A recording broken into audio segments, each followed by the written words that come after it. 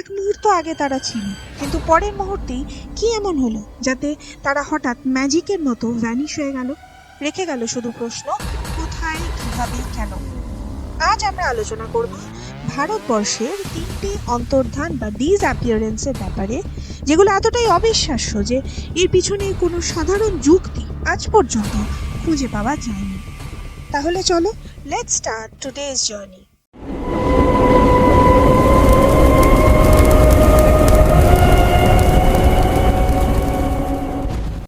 নেতাজি সুভাষচন্দ্র বসুর অন্তর্ধান। একজন মহান নেতার অন্তর্ধান নিয়ে এমন কি রহস্য আছে যাতে 70 বছরেরও বেশি সময় ধরে এর উদ্ঘাটন করার চেষ্টা চলছে, কিন্তু আজও এর কোনো সঠিক উত্তর পাওয়া যায়নি। 18 আগস্ট 1945 তাইওয়ানের আকাশে একটি প্লেন ক্র্যাশ করে। সেই প্লেনে ছিলেন নেতাজি সুভাষচন্দ্র বসু। বলা হয়েছিল নেতাজিকে হাসপাতালে ভর্তি করা হয় এবং সেখানেই তিনি শেষ নিঃশ্বাস ত্যাগ করেন। সরকারিভাবে এটাই ছিল শেষ খবর। এরপরই শুরু হয় আসল ঘটনা। বহু মানুষ এই সরকারি নথির এগেনস্টে সরকারকে অনেক প্রশ্ন করেন, যেমন নেতাজির দেহ কোথায় রাখা হয়েছিল, কেন কেউ কোনোদিনও তার দেহ দেখতে পায়নি। এই সমস্ত প্রশ্ন থেকে আসে একের পর এক থিওরি, যারা নেতাজির অন্তর্ধান রহস্য নিয়ে প্রশ্ন করতে শুরু করে। প্রথম থিওরি অনুযায়ী নেতাজি সত্যি বিমান দুর্ঘটনায় মারা গেছিলেন। দ্বিতীয় থিওরি অনুযায়ী নেতাজি বিমান দুর্ঘটনায় মারা যাননি, এই পুরোটাই একটা জল্পনা মাত্র, রাজনৈতিক উদ্দেশ্যে শুধু তৈরি করা একটা নাটক। তিনি সোভিয়েত ইউনিয়নে পালিয়ে গিয়েছিলেন বলে একদল মানুষের ধারণা। তৃতীয় থিওরি অনুযায়ী নেতাজি পালিয়ে এসে উত্তরপ্রদেশের এক সাধুর ছদ্মবেশে থাকতেন।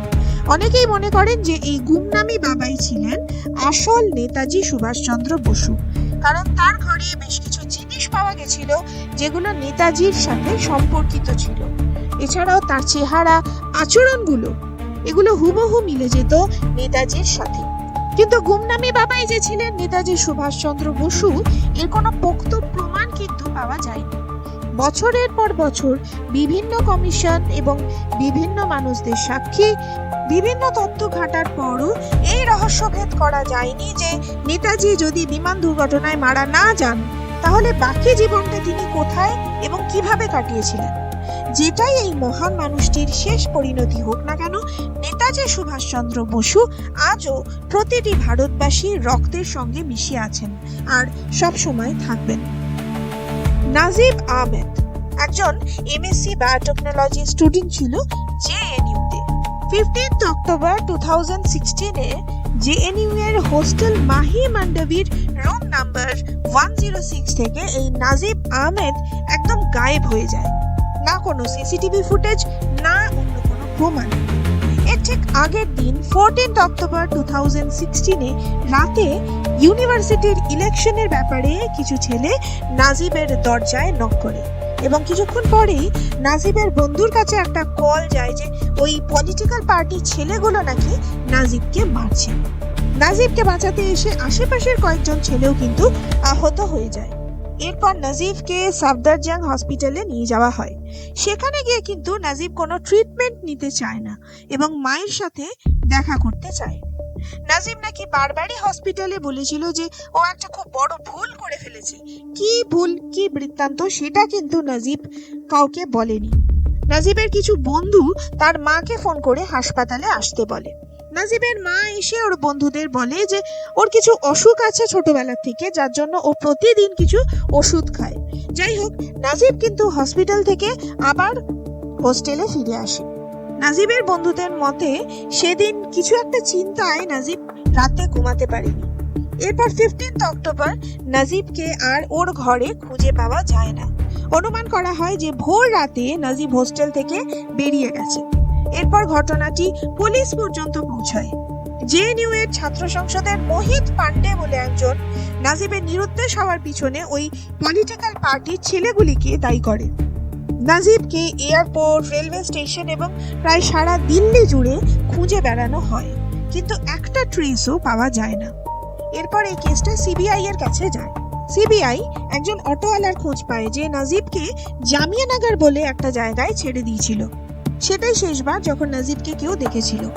তারপর থেকে আর কোনোদিনও তাকে কেউ কোথাও দেখেনি, এমনকি কোনো সিসিটিভি ফুটেজেও সে ধরা পড়েনি। নাজিব যেন একদম হাওয়ায় মিলিয়ে গেল। একবার সোশ্যাল মিডিয়াতে কেউ কেউ বলতে শুরু করে যে নাজিব একটি কুখ্যাত জঙ্গি সংগঠনের সদস্য হয়ে গেছে, যদিও এই থিওরির কোনো প্রমাণ কিন্তু পাওয়া যায়নি। সবচেয়ে বড় ব্যাপার, যদি কেউ নিজে থেকে হারিয়ে যেতে চায় তাহলে তো সে কোনো না কোনো রাস্তার সিসিটিভিতেও ধরা পড়বে। এই ক্ষেত্রে কিন্তু সেটাও পাওয়া যায়নি, তাই এই কেসটাও ক্লোজড হয়ে গেছে, যদিও প্রশ্নগুলো কিন্তু থেকেই গেছে। Justin Alexander Shetler. 2016-তে জাস্টিন আলেকজান্ডার শেটলার ভারতে আসেন শুধুমাত্র ভারতীয় সংস্কৃতি ও আধ্যাত্মিকতাকে কাছ থেকে অনুভব করার জন্য। ঘুরতে ঘুরতে তিনি পৌঁছে যান হিমাচল প্রদেশের পার্বতী ভ্যালিতে।